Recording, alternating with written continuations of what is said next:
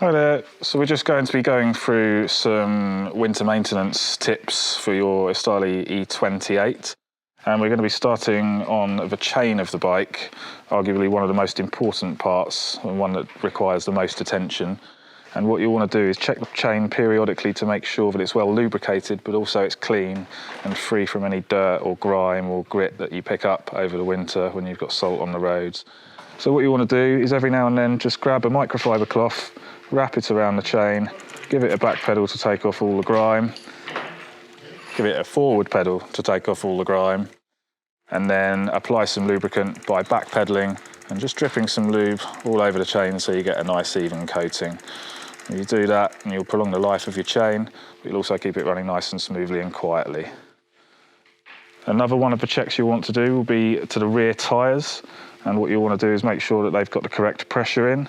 So you'll see on the tyre sidewall somewhere there will be a minimum and a maximum indication of your tyre pressures. So you want to be somewhere in between those two. Obviously you don't want to be under 50 and you don't want to be under 85 on these, over 85.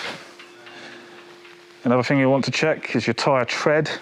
You want to make sure that the tread pattern is clearly visible, that there's no cracks, deformities in the rubber, or bits of debris, any forms, bits of glass, any bulges or anything like that, anything abnormal. If you can't see the tread or there's flat spots on top, that would indicate that your tyre's running a bit low. You might need to replace it. Generally you get about a year out of a good set of tyres, but it's always a good thing to keep on top of them. One of the other things you'll want to be checking is the operation of your brakes. You want to make sure that they're nice and sharp.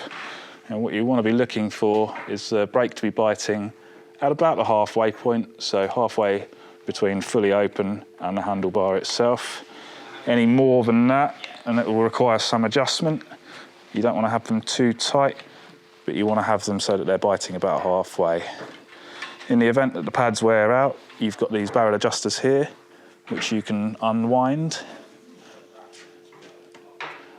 You do that as the brake pads wear down. You can see it just brings the little brake arm up slightly each time you do it, and all that does is compensate for pad wear. So in the event that your brake lever's coming back too far, you'll want to wind that out in an anti-clockwise direction. You've also got an adjuster on the lever, which does exactly the same thing. It's the same on the rear brake as it is for the front brake. You've got the barrel adjusters here and here. You've also got a barrel adjuster on the caliper here, and you've got one here as well. With these particular brakes, you also have a fixed pad adjuster on the opposite side, which you can also tighten up using a 5mm Allen key, and that will serve the same purpose. It just brings the pads in. And if you look from above, you can normally see a little bit of daylight on each side of the brake pad. That's what you want to be looking for. So you don't want either of the pads to be rubbing. You want to maintain an even gap on both sides, which is why both pads are adjustable independently of each other. So another thing you want to check or pay particular attention to at this time of year is the function of your lights. It's obviously getting a lot darker in the evenings now, so you just want to periodically check that your lights are sufficiently charged. As you can see, this one has got plenty of juice in it.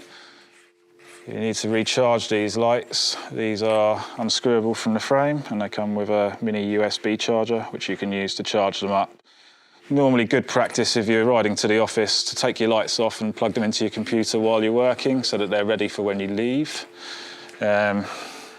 Same for your front one. You just don't need to charge your front one because it's hardwired into the battery, but it is worth checking every now and again that it works sufficiently. And you can just do that by holding the up button on your controller. As you can see, this one's still connected and still functioning as it should be. Just hold the up button again to turn it off. So that's it for the maintenance of the E28. Hope everyone stays safe and enjoy your winter cycling.